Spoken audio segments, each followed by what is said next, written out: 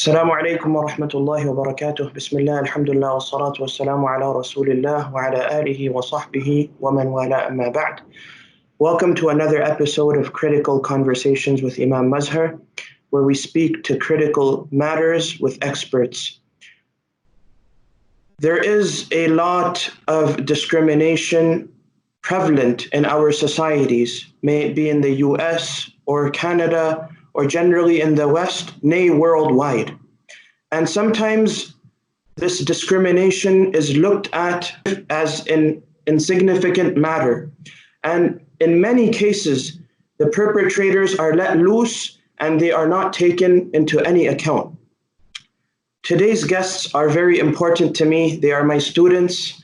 They are very close to me. Alhamdulillah, I can say, are a means of putting smiles on one another's faces from time to time.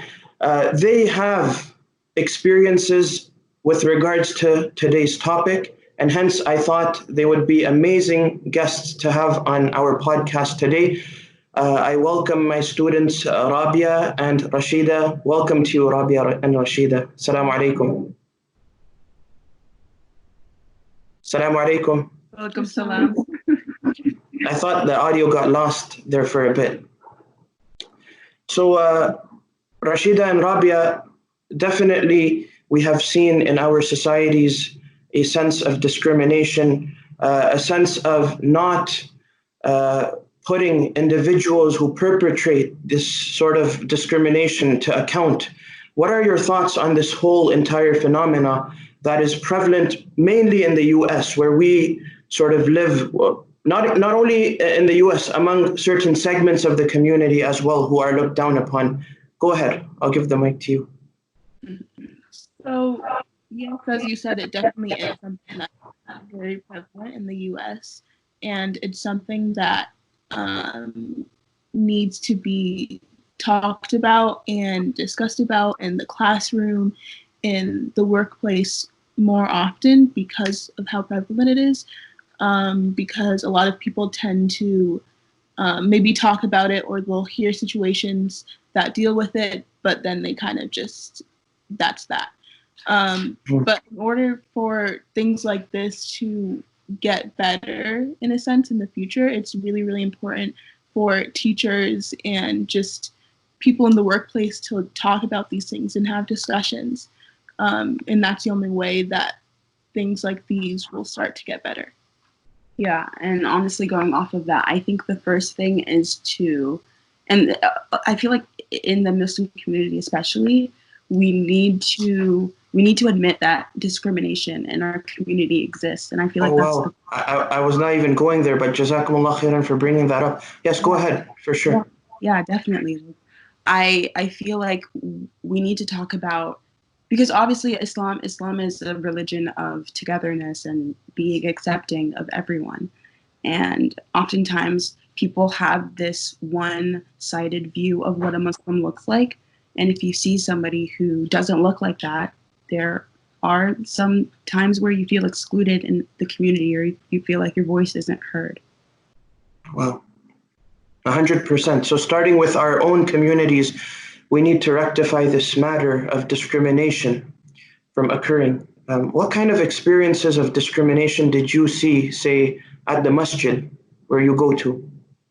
So honestly, the story that I would probably say is the first time when we moved here. We moved here around 2009 in Peoria, and we went to the masjid, and we were the only Black family at the masjid at that time.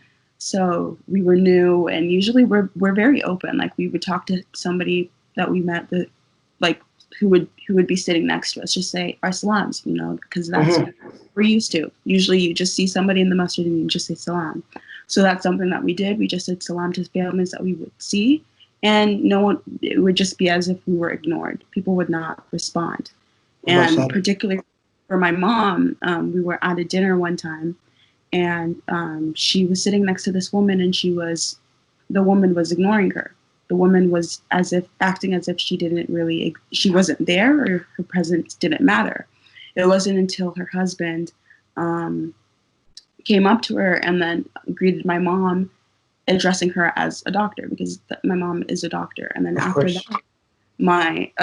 that, the woman who was sitting next to her then started to talk to her as if she wasn't anyone until she was a doctor for some reason. And that was probably one of the first particular incidents that kind of just made us feel like outsiders in the community. Yes, and a lot of the times, people, in order to exclude you, they will like speak their mother tongue.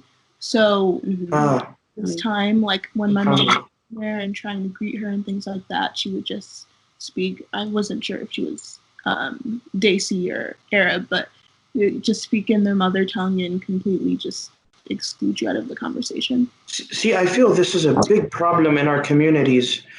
And once again, it has more to do with culture than anything else, because we learn from the guidance of the Prophet ﷺ that if there are people who speak a different language in front of you, if they don't understand your language, then don't speak in your language while making them feel strange.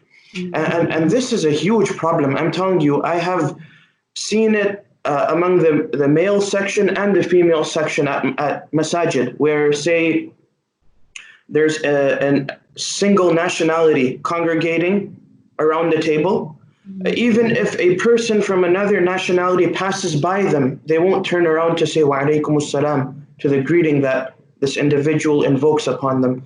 Not only that, at times people want this feel of togetherness, and hence they go out of their way to leave individuals of their background alone at, say, community functions, and they go into a circle where there are people of different backgrounds sitting down, and then even in such gatherings, people will begin to speak their own languages, right? And maybe, at times, it may be unintentional, but that does not matter. Executing something like this, even unintentionally, ends up othering the person in front of you. I know we've had experiences in our masjid where, say, certain individuals from an African American background from the south of Peoria tried to attend our congregation, but just because of the way they looked, they were new converts. They did not yet get into the study of Islam as a born Muslim does, just because of their appearance or certain chains that they might have been wearing around their neck, or a certain hairstyle that they preferred to have. They were given negative looks and they never came back. So Jazakillah khairan, Rabia, for bringing that up. It starts with our own community. People sort of go out there and say Donald Trump is a racist.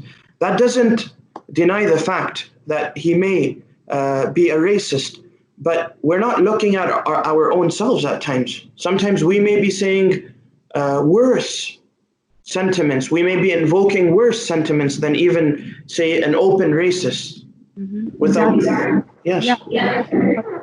And like the micro people may not necessarily know that they're making you feel an other, or they're making you feel as if you don't belong. But it's some of those microaggressions that people will say, like if I'm sitting at the masajid. This actually happened one time to my sister. She was reading the Quran, and one sister was like, "Oh, you know how to read Quran? Like, who taught you?" As if, like, why wouldn't we know how to read Quran? Yes. Yeah. So they play the inferiority complex, And exactly. Maybe she didn't mean to other us or make us feel like we were, I don't know, different. But it's some of those microaggressions, some of those small things that we just have to be cognizant of in order to make people feel like they belong. Whether it's looking at somebody a different way, or telling somebody, "Oh, maybe you shouldn't wear that," or telling somebody, or just judging them. And also just thinking before you assume something about a person just because of their race, or appearance. Yeah. See, it's really interesting that you bring this up, because now I'm thinking of it from the pulpit. Sometimes when we are in different masjids, there are say a majority of a certain race in that masjid. So rather than speaking in English, the imam would speak in that language. So I found amidst my contemporaries that many got lost in this regard because they did not connect with their religion. You get what I'm saying? They connected with culture at home, and they connected with a language that they barely understood. Maybe they were born into, but they barely understood because of, going to school in America or Canada.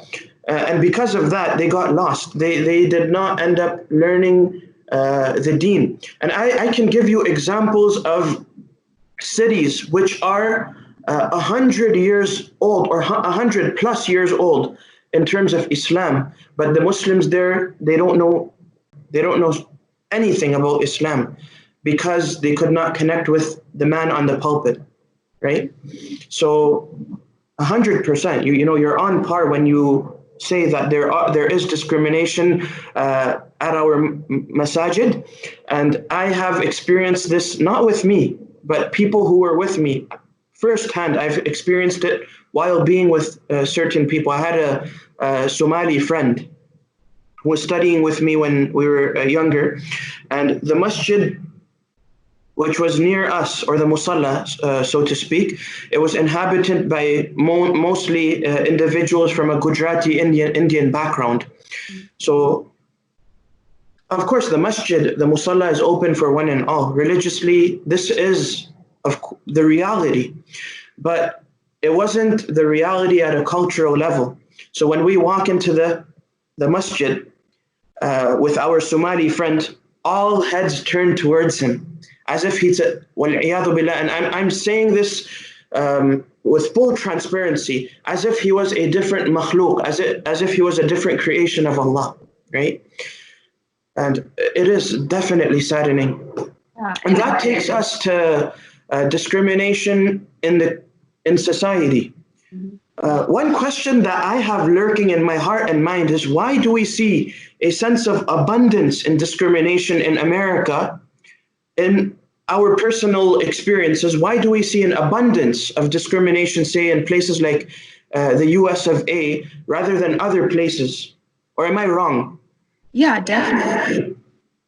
With this, and say that our history shaped and the backs on who this country was built on, with slavery specifically, I think that's kind of how it shaped the culture of America today. And having, there's always just race is just a huge, I feel like, Internalized racism. Yeah, and specifically with America, it's just a lot of it is internalized, or people will be straight out racist to you. And a lot of it is that there's hypocrisy in it, because our country was obviously, in the Constitution, you have all men are created equal, but the same people who wrote that owned slaves and did not view the that they owned to be equal to them. So a lot of it is that you preach one thing, but you don't practice it. You don't. A lot of the racism in the United States and the discrimination lies in the fact that people will be the first to say that, oh, I'm not racist, but then they're doing all of these actions, and they have these stereotypes in their mindset that are racist, but they're not admitting it. It's just people do not want to talk about the issue that we have. Or there's even situations just in general that, because of our history, there's even just like racist tendencies implemented in our education system, or Definitely. like neighborhoods. Like if you go to Chicago and you're in the city, it's a completely different area rather than if you're in the south side of Chicago. And that's not just like, there's multiple reasons for that, and just so many things that happen because of that. But I would also say that the US definitely is very abundant in racism, but I feel that there is still a really good amount of racism in like different areas in just different ways. So like we have cousins that live in the UK, and even though they might not face the same racism that people in the US do, there are definitely still situations where like they could be facing racism, but just like in different ways, if that makes sense. We discussed the problem at the masjid with regards to racism and discrimination. How do you see people solving that? Do they sort of just have to leave their entire culturalistic mind, their culturalism, their biases outside the door of the masjid before? How can we practically solve that? I step is because I was thinking about it when you mentioned, you know, those cultural masjids which will be 100% Arab or 100%. Yeah. There's plenty of Nigerian mosques in Chicago, but nothing wrong with those environments. But I feel like the first step is just like letting your mindset be open and experiencing a diverse thought. Yes. You won't get anywhere with people. You won't get anywhere surrounding yourself with people who are the same to you. You start thinking about different things. You start having different conversations when you're around different people. So I feel like that's the first step. We need to stop seeking comfortable situations where we see people who look like us, and we need to start seeking out situations where, you know, people who we may have not necessarily surrounded ourselves with, but that's where it starts. You know, my most important conversations that I've had have been with people with diverse and different backgrounds. And also, I think it's important that, of course, we're not imams, so we don't know how easy or hard it could ever be to like talk about these things, because obviously there's sometimes backlash with like the conservative people that go to the mosque.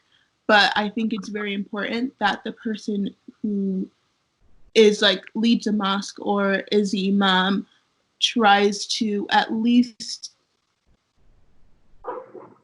maybe conversations that need to be had, even if they're hard conversations or just things that people haven't talked about before, but just certain things like that. I think if somebody like that were able to bring those topics up, it's something that will actually like stir in their mind. Like it will get them thinking about that, which I think is important. At least they should start thinking about those topics first. For sure. I 100% agree with you when you say it needs to be something that is echoed from the podium.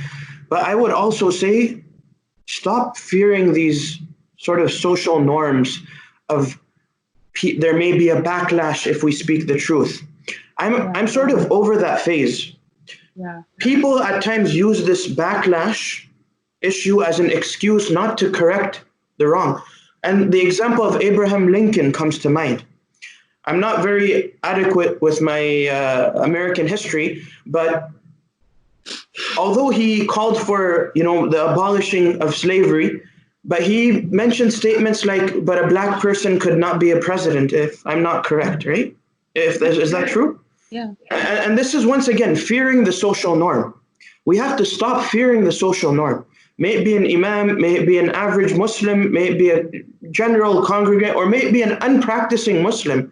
When we see wrong happening, we need to call it out. And do you feel that Muslim communities sort of went wrong by not assimilating, not integrating with society at large or with one another, and just by resorting to building masajid or finding institutions based on background? Do you think we went wrong in that regard in major communities? I think people are kind of like people are often like scared of that backlash. People are often like, if I feel like in the back of our heads, everyone knows that we need to have these conversations and we need to build masjids that are welcoming and open to everyone. But then there's a sense of like, and I think it's even part of human nature where you just seek out environments and you want to create environments where you feel comfortable. I feel like it goes back to that, where a lot of masjids were built on the fact that, okay, we want to make people feel comfortable, but why is it that people only seek comfort with people, with their own people? As in, like, why is it that some Nigerians only seek comfort with Nigerians, so they make a Nigerian? You know, why is it that some Arabs only seek comfort with Arabs, that they make an Arab mosque, and it seems it's excluding anyone else from joining, kind of like how you talked about how your Somali friend, people just looked at him as if he was some random person who just walked into the mosque. It's like the foundation of some masjids are flawed in the sense that it's just built on exclusion. Wow. I guess we've lost the plot there then. Basically, the entire message of Islam about Tawheed, the oneness of Allah, and getting along with everyone, regardless of their background, their color, their culture. They are all your brothers and sisters in Islam. If we have founded masjids on, say, feeling comfort with your own kind, then that is a huge problem, I should say. That reminds me, one scholar from England, he came to our masjid in Toronto, which is populated by a single race mainly, or a single background, and he made a statement regarding Bilal radiallahu anhu. Bilal, the companion of the Prophet sallallahu alaihi wasallam, was black. He was from Abyssinia, modern day Ethiopia. In his lecture, he actually said, if Bilal radiallahu anhu was to come back alive in our time, he wouldn't have been able to be a committee member or a board member at Masjid Bilal. At Masjid, look at the irony, at Masjid Bilal, right, which is named after Bilal radiallahu anhu, just because he's black. And the individuals populating Masjid Bilal are not black. So it's really, subhanAllah, it's really thought-provoking. And mind you, this Imam was never ever called back as a guest speaker because of what he said. Yeah. It's something that really makes a lot of people uncomfortable, but you need that discomfort in order to move on and actually branch out to make other people feel comfortable. And even learn things that you may never learn if you were just to sit in an area where you were just surrounded by people Yes. SubhanAllah, like even in our community, there are 2 or 3, or if you want to say 4, 2 main masjids and then 2 small musallas. But even in a city with 2 masjids, there are people who say, okay, IFP is the Pakistani masjid and ICP is the Arab masjid. When this is far from reality. Okay, say this is the reality, then where are our African brothers and sisters going to go? Where are our Turkish people going to go? The Bosnians, where are they going to go? Why are you giving these labels to masajid, Pakistani masjid or Arab masjid? Although, practically this is far from reality, as we see, in a general Jumu'ah, we have people from all backgrounds in our masjid, at least in IFP. And I'm sure it's the same for ICP as well. And, this is why I personally like small cities, because you don't, at some level, you sort of escape this biased mentality of associating a masjid to a culture.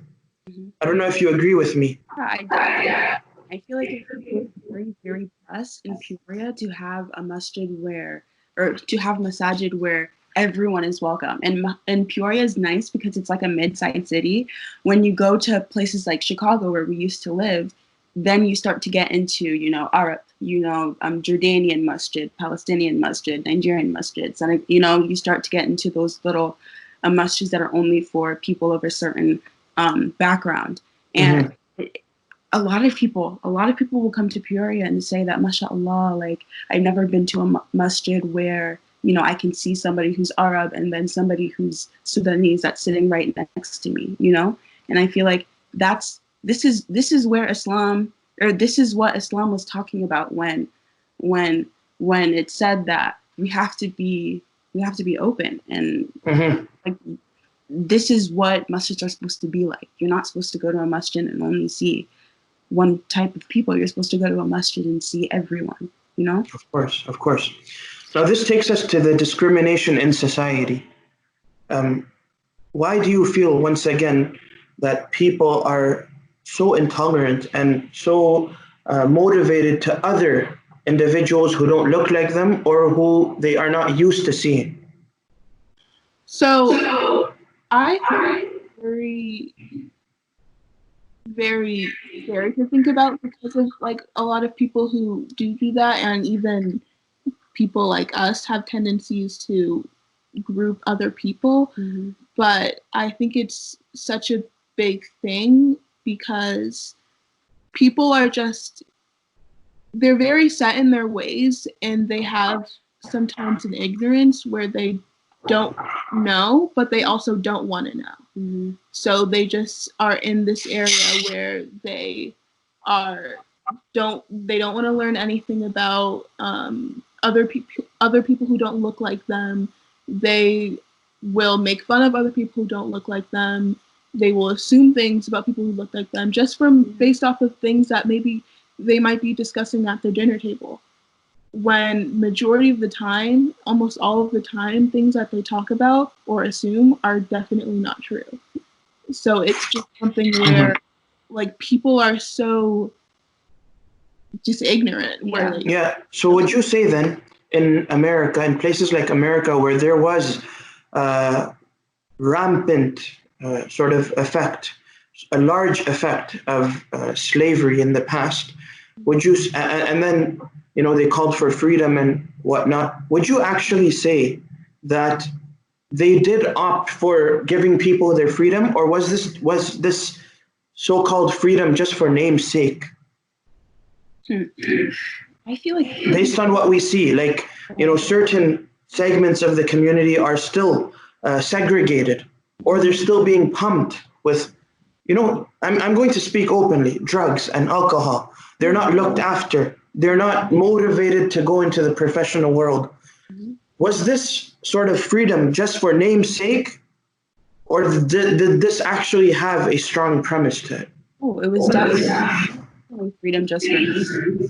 Anyone with sense can look at the U.S. today and say that slavery still exists, but just in different forms. Yeah. Like, even when you talk about President Abraham Lincoln, for example, his reasoning behind the Emancipation Proclamation wasn't to free the slaves because he thought it was morally wrong. It was to, like, I think he said that if freeing the slaves would unite the Union, I'll do it. If not freeing the slaves would keep the Union together, I won't free them. So there was even an agenda behind what he did. Yeah, I feel like it was never about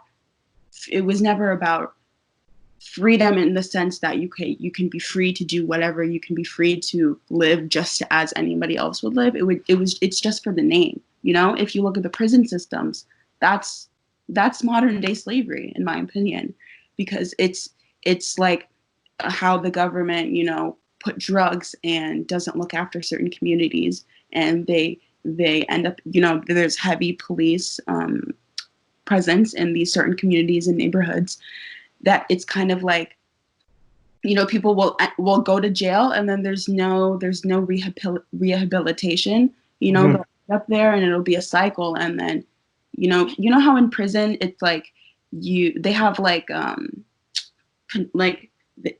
there's like factories, you know, like they have to like build things, and like that's where a lot sort of labor it's like labor that they have to do. Yeah, I feel like I read an article about like modern day prison system, and I was just like, so I get what you're saying. It's sort of like the modern day prison system in certain areas has a blueprint from how they used to say treat the slaves back in the days. Yeah, that they establish like a set system to keep them. Yeah. It's that a lot of people that are in the prison system are people of color. Yeah. And especially this can be true because of how in these neighborhoods that are majority people of color, you'll see probably 5 police cars just going around the block rather. Yeah, you'll see lots of police cars. Exactly. And then that takes, when you mention police cars, that brings another thought to mind of individuals in the African American community being shot for no reason whatsoever. Police brutality, as they say. That is rampant in America as well. Yeah, and honestly, I feel like as Nigerian Americans, we can't even speak from that specific point of view because we don't even have the same experience in this country even though we look the same as an African American sister, we don't have the same, the same institutionalized racism that probably African American brothers and sisters have to go through with that. Just being shot on the street, I can't even imagine just, you're just living your life. You're just doing what it's just being criminalized. Like, I feel like people associate oftentimes Black, especially a Black male, with a criminal or dangerous or subhanallah, that is so sad. And at times these perpetrators get at times these perpetrators are let go, or at times these perpetrators get their freedom and they're not taken to task. They leave scot-free. And I feel like that goes into the whole like Black Lives Matter movement, and that sparked because of the fact that and people like to say, oh, I don't stand for Black Lives Matter because I really believe that all lives matter and this and this and this and that. And it's not like, we're not saying that. You're not saying all lives don't matter. Exactly. You're sticking up for the little guy, so to speak. Exactly. Exactly. In this, you can even see like Black people, unarmed Black people who are shot in the street won't make the news, won't be front headlines as much as outlet, And and at times, I believe reading articles, Rabiah and Rasheedah, at times it was just children who were playing, say, with their water guns. Young African American kids who were shot because the police thought that this child was actually carrying, a gun, a hand pistol of some sort. Allah, it's sad, man. Crazy because of all of our history and just people ignorant and kind of selecting the things that they see, especially just with these officers who are just not trained to be in their job. Yeah. They just, for some reason, whenever they see a Black child or a Black man or a Black woman, they just think danger, which just, it doesn't make sense. It doesn't make sense to my head, but that is something that's so big and that can put somebody in danger when they're completely innocent and they literally like take their life just because of this person in his head twisting what they think a Black person is, or maybe how a Black person acts, or just a person who's living their life, and they immediately think, oh, they're a threat to society, and just it's crazy. Yeah, so then for girls like you who are from an African background, who wear the hijab, who are Muslim, that just makes you the perfect target for this bigot out there. And you have experienced this discrimination, and I think your sisters were also telling me that they've also at school, where your school is so diverse, you've faced and you've dealt with the sort of discrimination done against you. If you feel comfortable, I would say, talk about it, so you bring about awareness to individuals who are unaware of what kind of discrimination even happens in pluralistic settings or in diverse settings. For sure, go ahead. Yeah, so probably, I think it was of DC.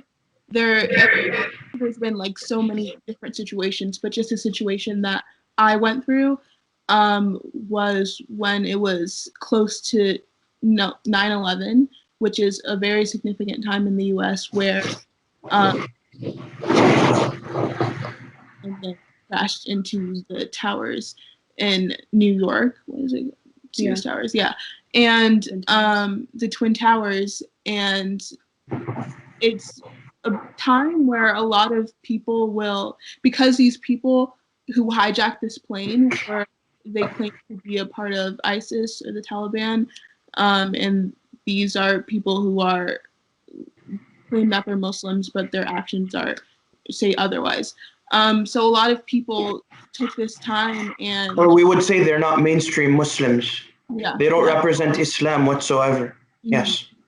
So this was something that Americans took as, oh, the Muslims that actually live in our area, or just the Muslims that live in the US are a threat, or maybe they had something to do with this. And yeah, so just back to my situation, there was some kids in my class that took a picture of me, and on this day, 9/11, they cropped a what's it called, like a bubble, next to a thought bubble next to my face, and it was said things that Muslims think about on 9/11, with a bunch of different captions around my face and a picture of the Twin Towers burning as well. That strangely, of course, I don't want to put light on me, the spotlight, but strangely, that day that I found out this sort of image had been made about you, I gave a lecture about diversity to non-Muslims, and I was asked during the lecture by some of the non-Muslims who were there, did you face any discrimination? So I ended up saying I did not face any discrimination, nor do I know of discrimination happening in Peoria. And right after that lecture, your mother, Dr. Rahma, approaches me with teary eyes and shows me that picture, which just made me lose my sleep that night and threw me back. And made me actually think how untrue my statement was. Mm-hmm. That there is discrimination in society, and especially in, sadly, places like learning centers or schools. What was the response to that, Rasheedah? So this was put on the platform, and found a lot of people did it. The person who brought my attention to it. And after all of it happened, one of Rabiah's friends actually was the person who saw this picture, was one of the people who saw the picture. And she went to like the administration and talked to them about it. And that's when like they brought me in and they were asking me about it and things like that. And honestly, in my opinion, the administration definitely could have done more, done a lot more actually. I feel like we as a family, the Nala family, probably like pushed more onto actually getting things done rather than the administration themselves. Because the person who actually created the picture still got off completely scot-free. Yeah, that's what I was thinking right before my conversation with you. The people who actually made that picture got away, which is I feel the general norm at times, where people commit the discrimination that they want to hurt sentiments, make individuals lose their sleep at night, turn peaceful homes into pits of hell because of their actions, and then they just get away, which is so sad. Although people knew who the person was, right? Mm-hmm. Until today, they didn't get into trouble. Nope. Trouble. And this is the problem, once again, with social media being misused, right? Things like Snapchat, where you sort of post a picture and that picture disappears and you can't take people to task. Although individuals have cropped and recropped and, mass forwarded that picture to many, but they got away at the end of the day. So sad. How can we deal with this? Or is there no hope? I mean, is like it's important to take these things. Because by picking on you, sorry to cut you off there, by picking on you or your sister, or your sisters who were at times called nieces of bin Laden or daughters of bin Laden. I remember some of your sisters telling me that. وَالْعِيَاذُ بِاللَّهِ, may Allah forgive us and may Allah protect us. You're not only targeted because of your color, right? When you're targeted, they're targeting individuals who are, say, black. They're targeting individuals who are Muslim, and they're targeting women as well. So women, that's another entire category. And they're targeting people who observe the hijab. So even, let's just say let's just say all of these groups here, hijabis, blacks or African Americans or African at some level, Muslims, women, each of them say, well, you know what? Who cares? Rabia, well, say the Muslims say, well, Rasheedah got picked on because of her color. Why do we need to say anything? And then the women say, well, Rasheedah got picked on because of, once again, her color and her religion. And the hijabis say, well, Rasheedah got picked on because of her color. And the hijabis say, well, Rasheedah didn't get picked on because of her hijab. She got picked on because of her color. So when we don't look up, when we don't talk against any sort of discrimination based on, saving, so to speak, our own backs or our own behinds, we're just letting that discrimination happen. Do you get what I'm saying? We're just giving them the green card to further their discrimination. Mm-hmm. Sorry, go ahead with your thought. Yeah, so it's just like really important that because the situation happened and because of all the steps that we took to try and like bring the situation to other people's light, like alhamdulillah, me and one of the people who took part in sending this picture and the assistant principal were able to plan an assembly and actually bring this to light to all of the student body. And this is something that's really, really important because afterwards, like, there were so many positive messages and people like, I had no idea that something like this could happen at our school, or I'm so sorry. And I think it's really important that we take another step into making other people feel comfortable and actually like embracing people who are of different cultures and different backgrounds and different religions, because at the end of the day, there's always going to be somebody who's different from you. And you shouldn't take that as something that's bad. That's something that's really amazing. And that's something that you take to your advantage and something that you can learn from. And it just shows that the importance of, like, of course, I would never want this situation to happen to anybody else. Never. But it's something that brought so many things to other people's light, and it was something that I think made a difference. Yeah, and I feel like especially because a lot we could definitely get caught in the fact that the person who did this to Rasheedah faced no repercussion and didn't get in trouble. But I feel like what really helped her move on from the matter and like grow from the matter was the fact that we could speak to the whole entire student body about this issue. And the people who did this... Do you think that made a difference, Rabia? Yeah, definitely, because the people who did this to Rasheedah probably thought that she would just see it and like feel sad and it wouldn't be anything, They definitely did not expect that they would have to be sitting in an auditorium with almost 1,500 other students and listen to her speak about her story.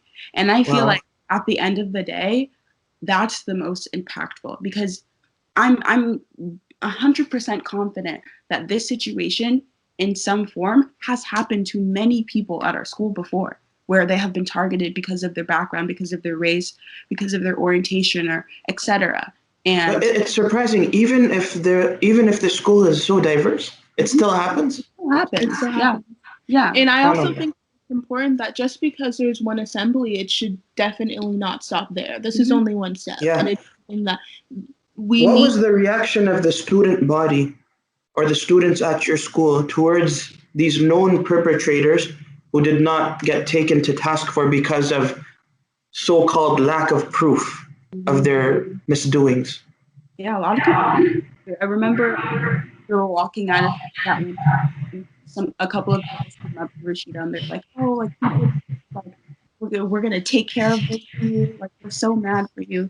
So definitely a lot of people were angry. But Rabia, I feel if Dr. Rahmat did not step up to make this happen, nothing would have happened. Of course. And I feel like, subhanallah, it's crazy that like this situation happened to our family, because also we can say that we do have a sense of privilege. Our mom is an educated woman. She she's a doctor, and she, we have the ability to make this sort of things happen. What if this happened to a family where maybe they just moved to the States, or they haven't really been established in Peoria as much as we have been? Yeah. And I think they would have suffered badly. Have suffered, exactly. So there's kind of like some blessing in the evil that happened to Rasheedah, in the sense that she was able to speak out about it, and make people think about what happened to her.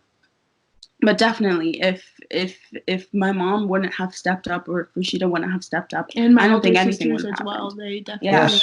I don't think anything would have happened. Yeah. What is the attitude of these individuals who perpetrated the crime now? I think it's a sense of stupidity. Are they ashamed? So I would say that definitely the person who was speaking with me, since he was going through the whole entire process, I will say that he definitely was a person who he seemed to reflect on what he had done, and actually realize like the weight and the gravity of what he did, which is really good. But definitely the other people who, because he was the only one who actually helped and actually stepped up.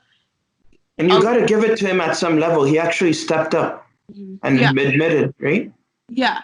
But the other people who actually didn't get any type of repercussion for this, or they didn't take part in things like this, they definitely have a superiority complex. And as I even heard in the hallway, the guy who actually made the picture, after it happened, he said, what did he say? He said, oh, like, I'll just say that I didn't do it. Like, nothing will happen to me. Like, he even said to himself, like, it's nothing's going to happen to me. Yeah, because that is the notion out there. Nothing happens to these bigots, it's right? Just a sense of I can do whatever I want and nothing will happen. It's a privilege that a lot of people have in this country. You can just call someone something. You can just do something to someone, and especially white people. You won't. Nothing will result of it.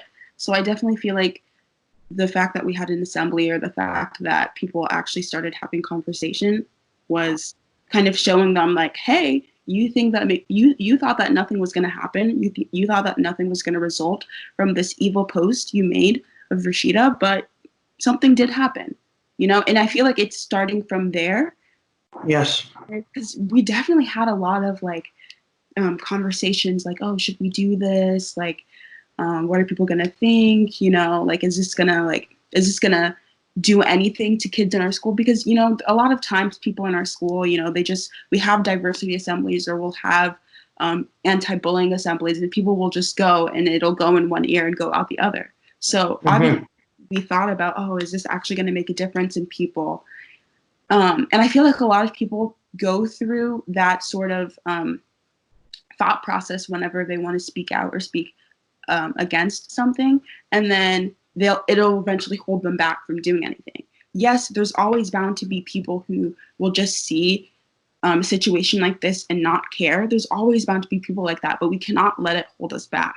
We have to just do it. And I feel like that's the first step. You just have to do it, because it'll end up affecting, if it just affected one person out of that 1,500 students, that's fine. At least it affected someone. And that's where you have to start.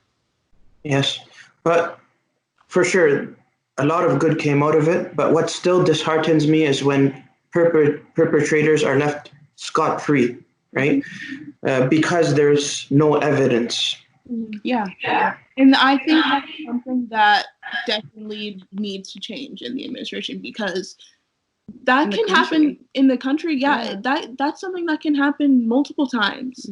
If they don't have enough proof that somebody like this did this, even though there are so many people who have witnessed the actual posts, and all they say is, oh, I'm sorry, we don't have enough evidence, then how is somebody else going to feel when they actually garner up the strength to go to somebody like this and actually confess what happened? Some people don't feel comfortable talking about these things, or don't want to bring these things up, and actually garner the strength, and then are just shut down like that. Like that was so disheartening and sad.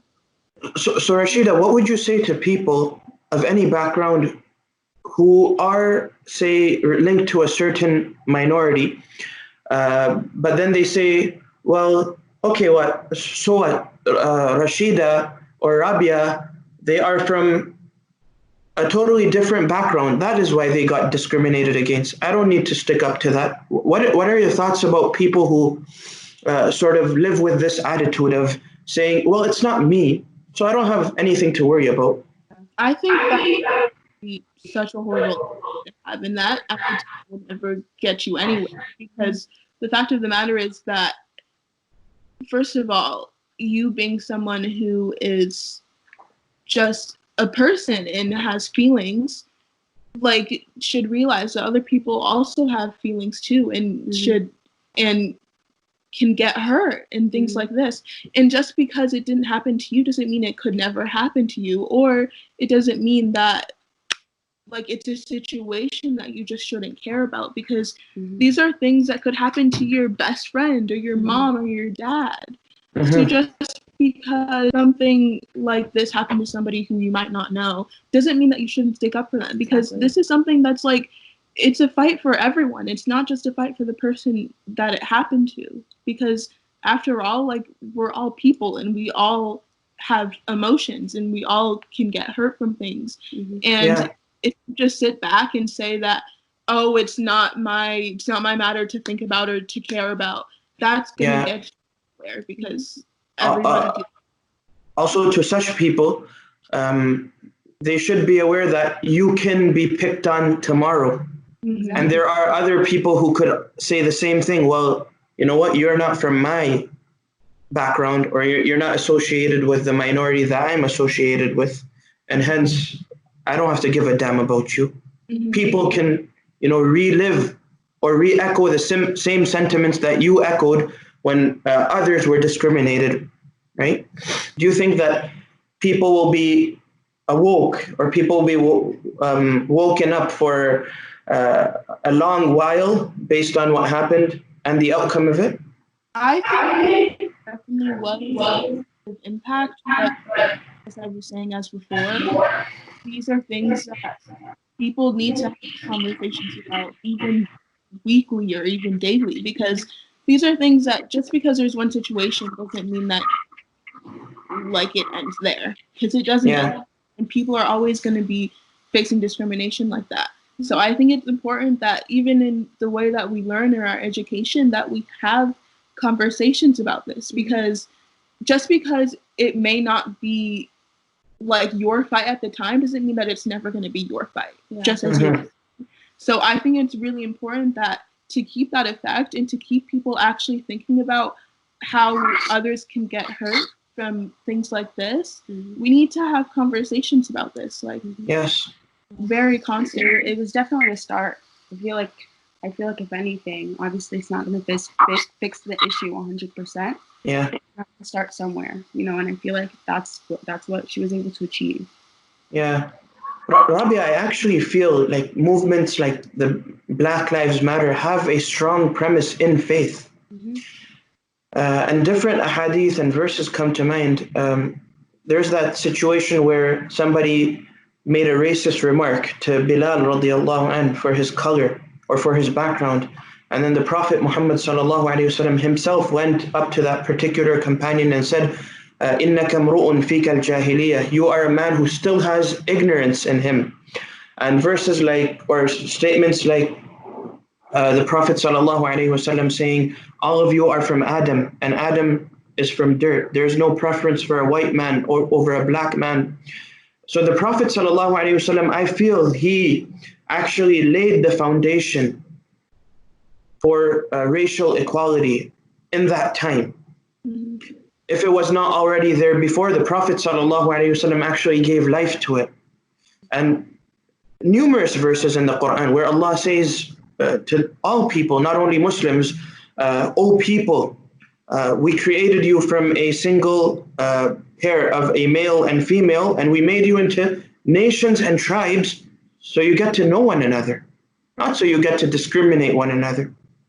So I feel even in faith, there's a strong premise for these movements which look after the rights of minorities and the rights of individuals who are constantly picked on. Definitely. What is your thoughts about that? I Is that, think very, it's um, something like it wasn't something that was new.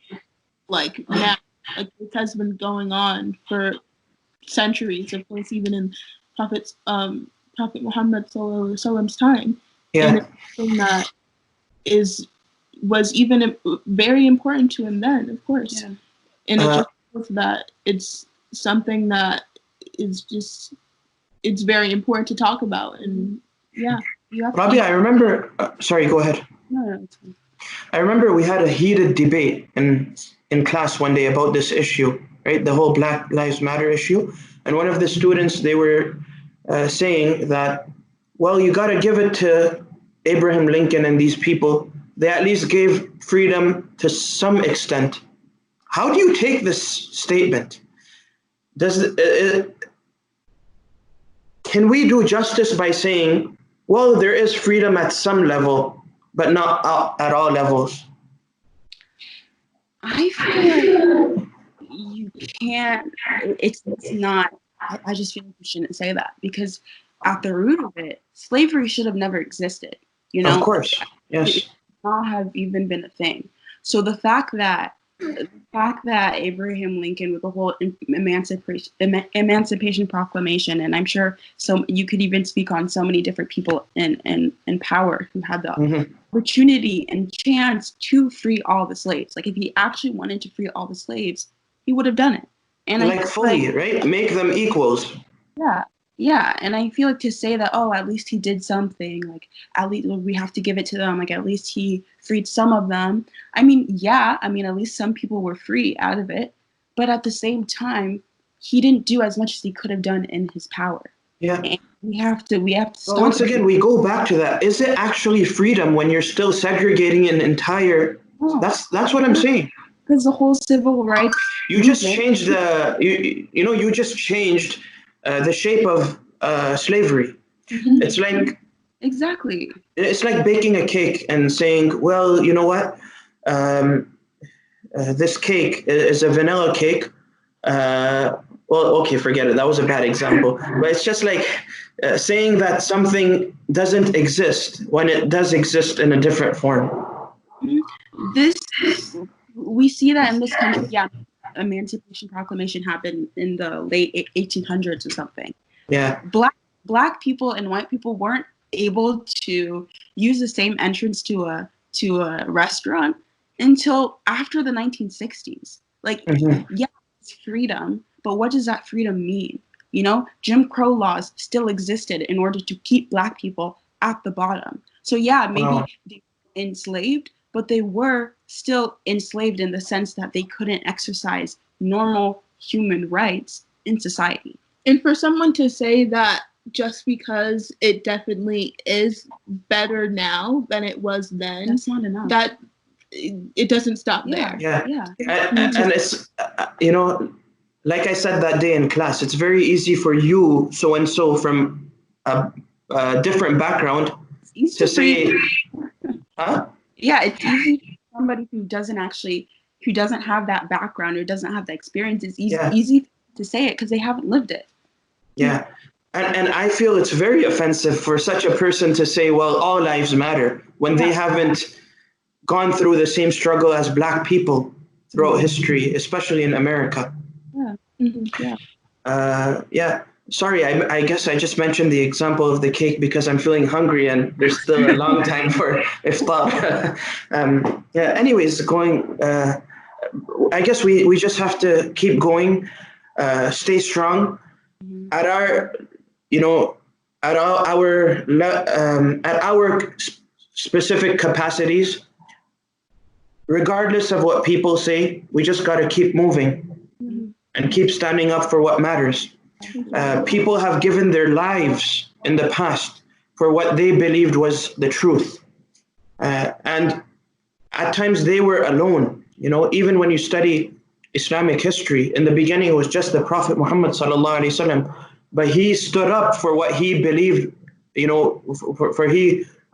for what he believed mattered, regardless of what the individuals around him said, or regardless of the bribes offered to him. So even if I would say individuals come up to us and say, we'll give you a platform at such a level where you'll be recognized, you'll become famous, but just let go of your thoughts, just let go of your, what you want to stand up for. I believe nothing should motivate us to not stand up for what actually matters to us. And on that note, I wanted to just ask how you are facing COVID-19 and Ramadan amidst COVID-19, and how are you keeping busy and productive? It's definitely different. Obviously, we never experienced something like this, and Ramadan at home, not being able to, go for Taraweeh or Jum'ah or that sort of. Yeah, I think it's definitely something that's new to us, but it's also something that is a blessing in its own way, in a sense, because we haven't been doing, because we're so comfortable with the fact of like how Ramadan usually is, that now started doing, which is just really important, because these are things that, like, this is the whole point of Ramadan, is to get closer to Allah and get spiritually stronger in your faith. And generous and kind to your near and dear ones, which actually people from the community are messaging me and saying we only understood this after COVID-19 and after quarantine. We only understood the value of our parents and siblings while we're in quarantine. I thought people would become knockerheads and frustrated with one another and start banging heads on the wall, but people actually turned a 180 and said we amazingly value our families even more. And I'm sure it's the same for you. Yeah, definitely. Any final thoughts, inshallah? Honestly, just alhamdulillah that we have this platform and we have this voice, and you gave us the chance to speak. Yeah, although my audience is not big, but as you said, even if one person benefits, that's amazing, right? Yeah. And also, I just think it's important that we never just sit comfortable, because there's always something that could use improvement, and there's always something that we could do that could better somebody else's life or even our life. So I think it's just important. So once again, I guess the message that you're echoing is keep going. Stand up for what matters. Even if your cultural background might say otherwise, stand up to what's wrong. And I'm sure we can elaborate more on this note at another time, but I've already taken up, I'm seeing over here, an hour of your time, so forgive me for that. May Allah bless you for your time. May Allah bless your family. Inshallah, say salam to everyone, your family, your father, your mother, your sisters, and once this whole pandemic dies down, we'll actually see one another in person at the masjid, bi'idhnillah. Hopefully amidst tolerant crowds. Inshallah. Assalamu alaikum. Alaikum salam.